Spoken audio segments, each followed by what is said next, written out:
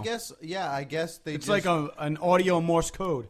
I guess you just have to assume that they've lived in a galaxy where these languages have lived on for a while, that it's just ingrained in their brain that they understand how they speak.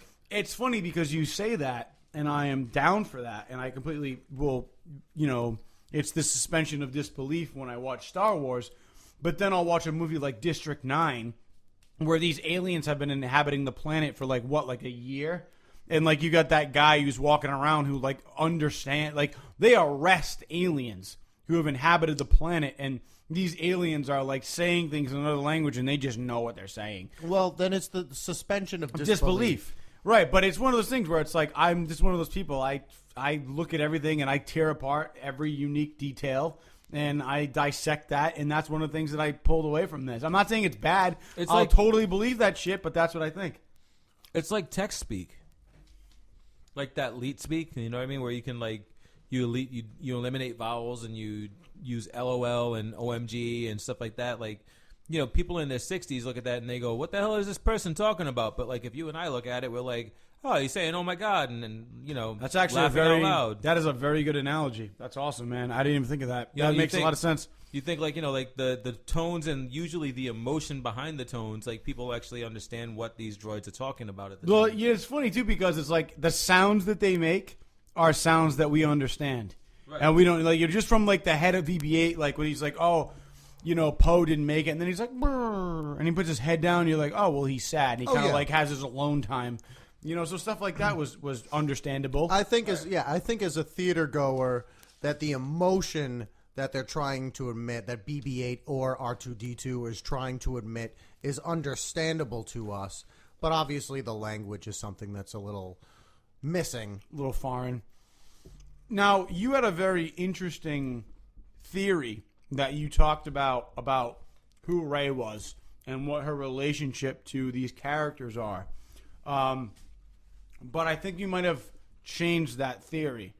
So can you talk about what your original theory was opposed to the new one, if there was a difference, if there were two theories? Because I thought they were very interesting. So talk about those for a minute. So I started off thinking that she was Leia and Han's kid. Right. After watching the movie again and again, I feel like she is maybe Luke's kid. Like, it's one of these things where, and I said this in my episode, Star Wars is the ultimate mindfuck. Completely. Like, I have zero idea, like, for sure who this person is. But my main idea is that at first I thought she was Han and Leia's. Now, because of I was listening to Kylo Ren's interrogation. Right. And he says, I see the ocean, that you see that before you try to go to sleep, like, the thing that helps you go to sleep. And I see the little island that you envision yourself on, right? And then at the end of the movie, that's where Luke is. That's where Luke is. Yeah. Like, and you think about like episode 1 or 2, actually, episode 2, when Anakin is having these visions of his mom. Right. Like where she is. Like he can see where she is. Right, but he doesn't know where. And he has this connection with her. Now his mom is not a force wielding person.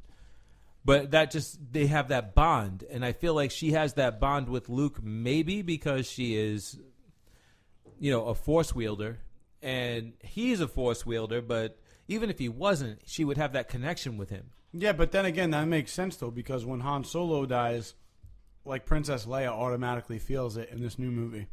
Exactly. Like she sits down, she knows before, Rey even comes back.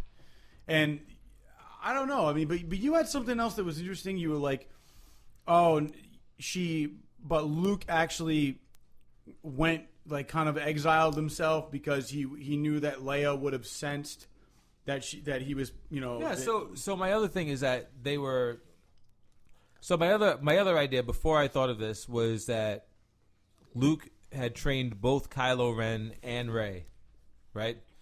Kylo Ren was Ben Organa Solo or Solo Organa at the time, and Rey is Rey, Solo Organa or whoever she is, whatever her real name is, and they train and they do their thing, but then the Knights of Ren come to just basically annihilate that Jedi temple, right? Luke escapes with Rey, and Kylo Ren is taken by the Knights of Ren. When he's taken by the Knights of Ren, he's trained to be this knight and this almost Sith-like person, right? Just totally training in the dark side. Right. Taken in by, Supreme Leader Snoke, right? And then you have Rey, who Luke decides it's too dangerous for her to be, known, like people to know about her, so he hides her on Jakku. But then he wipes the memory of Rey from the people that care about her. And because he does that, he exiles himself. One, because that's something that that's a power that the dark side would use to like wipe somebody's memory completely, right? And two, because if he was anywhere near Leia, she would sense that he was hiding something, right, and maybe be able to pull that from him, right? Right. And that makes the idea of her being Han and Leia's daughter like more palpable to me. But then we had these other things that happened that I didn't notice the first time around, where like, she's seeing where Luke is, and when she shows up to see Luke, I didn't notice this the first 2 times I saw it, but then I noticed that he was actually starting to cry. Like his eyes were watering up. Like when she's handing him the lightsaber, his eyes are like, he's getting ready to like just start crying. And it's just like, Luke. Like I didn't notice that the second time. Yeah, dude, his eyes are totally tearing up. And it's like, it's a little too emotional for a niece. You know what I mean? So it's almost like, unless there are people that really love their nieces. I mean, that's but I also think that makes more sense. Like like I said, I saw it twice. I didn't notice that. If I do go see it again, which is a possibility, I'm probably going to look for that. Yeah. Because if that is true, that's going to be a sell for me. Like, that'll be a sell for me, because there's no way that, like, J.J. Abrams sees something like that and is like, if a director doesn't, if you're that close to the film and you're watching frame by frame as a director what's going on, you're going to be like, okay, that emotion works or doesn't work for me. And if he was tearing up and you saw that, then that obviously means something. Yeah. I didn't see that. Like, did you see that? Like he's saying really starting to. He's saying at the end of the movie where Rey sees Luke Skywalker, Luke's eyes were tearing up. Yes. You saw that? Yes. I didn't see that. I saw it twice. Really? That's awesome. Because now that actually makes a lot of sense to me then. Because if I had seen that, that would have been like, okay, automatically that's his daughter. But because your theory makes a lot of sense to me. The fact that both of you guys saw it and I didn't see it is proof enough for me that is his daughter. I don't know. I mean, I thought the movie was great, man. Every way you look at it, it was phenomenal. They had the classic, fighter pilot scenes going on. They had, the cantina scene was basically recreated by that place they went to where they met, what is that girl's name? The one with the goggles. Forgot her name. Maz. They met Maz. And I liked how she said Han Solo and everybody stopped and was like, okay, Han Solo's here. But then they were like, all right, let's go back to drinking. I actually liked when she was like, where's my boyfriend? Yeah, Chewbacca. And they're talking about Chewbacca. Like, that was like, what? Cool. I like when Han Solo goes, he's like, oh, I was going to offer you a job. He's like, too bad. He's like, Chewie kind of likes you. Like, I thought that was cool. And at the end, you see, when they're flying the Millennium Falcon, Chewie's kind of looking at her like, this girl's got it. And I thought that was cool to see, like, the new and the old come together. So are you trying to allude that there might be a possible hookup between Rey and Chewbacca? Dude, is that what you're trying to say? Well, you never know, but if they cross that line, that might be like bestiality. He's gonna stick his Wookiee in her Sarlacc pit. Is that dude, dude, I'm just telling you that. Is that where this is going? I don't know if it's going, man. That's like a fucking Family Guy episode recreated. She better be ready because he has a very powerful crossbow. God. Oh man, I don't know. I think that Chewbacca was also another. Oh my God, Chewbacca being like the comic relief. You know, like when when Han Solo's like, he's like, "You're cold." They're out in the middle of like the snowstorm. I also liked when Finn was like, "Isn't he like A war hero? And he's like, "Mm." he was like shrugs. I also like when that nurse was like nursing him, and she was like, "Oh yeah, it sounds very, very scary," and he's just like, Yeah, it and was. she's like, "You must have been very brave," and he was like, It's so funny how like a character with basically just sounds for lines, like really like sells it. You know, he's been doing it for what, like 7 movies? You know, for like almost like 4 decades. You know, so I don't know. I mean, I think that we all agree that Star Wars was a movie that really kind of came through for everybody. You know, there are a lot of different types of people. They were looking for action. People were looking for, you know, to see that struggle between the, you know, the light and the dark side. And they were looking for somebody who was going to come through as a villain, somebody who, you know, they wanted to see Luke, they wanted to see Leia, they wanted to see Han Solo, like all these characters coming together again and see if they were actually going to follow through, and they did. So I think it's safe to say that Star Wars killed it. And if you don't want to listen to me, I mean, just look at the box office sales.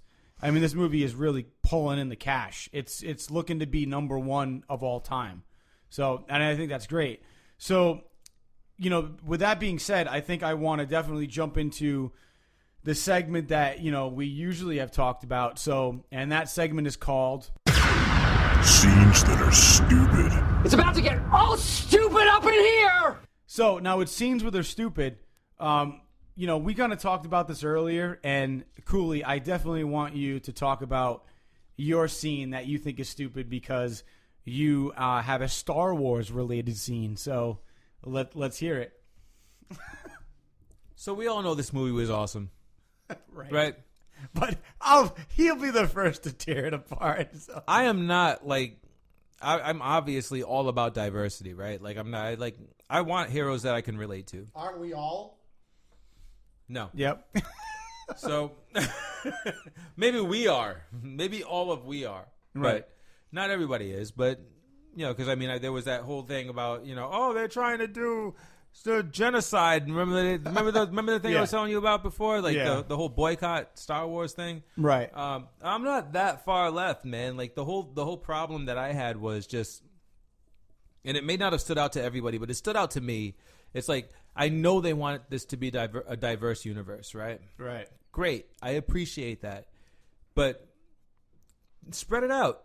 Spread it out a little bit. Spread the wealth. Like, maybe have all the main characters be diverse. Like, but you have all these, like, you forced, like, 5 different nationalities into the X-Wing fighter scene. Right, right. Like, the X-Wing fighter pilots are all bombing the, I forget what they called it. It was a conduit or a, whatever the hell it was that was generating power for that Death Star planet. Mm-hmm. They're all attacking that thing, and they're all talking to each other, and it's like, to me, it reminded me of Power Rangers, right? Like, you know, in Power Rangers, you have, like, you know, the Asian Yellow Ranger, and you have the Black Ranger who's, like, in black, and you have, like, the Red Ranger is, like, the White Ranger, and then you have the Pink Ranger who's actually, she's pretty pink. You know what I mean? Like it was right. like, but it was like that to me. It was like, oh, we're all going in and we're going to attack this thing. How do you feel? Red 6 and Red 6 is, or Blue 6. It was the Blue Squadron. Blue 6 is like, you know, Indian, like Hindi. And then you had like Blue 7, and she was like this Chinese girl. And then you had like the white dude, and then you had another white dude, and then the other dude was like from Texas. Like, he had like this Texan accent. He was like, we're all gonna blow up this conduit, y'all, and we're almost flying up on this thing. Like, really, is there Texas in space? Like we've joked plenty of times about being space British, right? But right. Now you're space Texas, you're space Hindi, you're space Japanese. Like, the 2 gangs that find Han are like Scottish and Japanese, like straight up from Scotland and from Japan. Like, I get it. Like, have the diversity, but we don't need, like, to have it. Like, I feel like they shoved it down our throats in a matter of 5 minutes, and then the rest of the movie was just all white with Finn. Yeah. Okay, I can see that. Yeah. Well, I think what you're supposed to